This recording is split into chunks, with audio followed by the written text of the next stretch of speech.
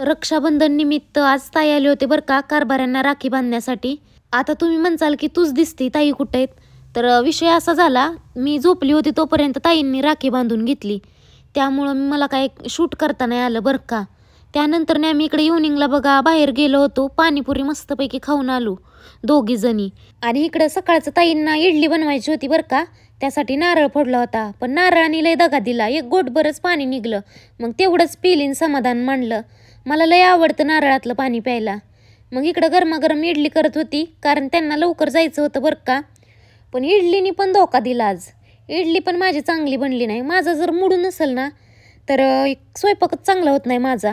आता तुम्ही म्हणसाल की नणंद आली म्हणून मूड ऑफ केलाय, तोंड वाकडं केलंय, तर तसं नव्हतं बरं का.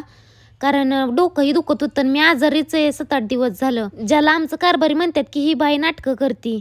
आता जाऊ द्या, काय बोलायचं माणसाला. त्यानंतर मग इकडं इडली खाल्ली बरं का. आणि मग ताईंना घालवायसाठी बाहेर आलो. आणि हा माणूस एवढा रगीलाय, मुद्दामून आता बघा पायावरती गाडी आणते ते.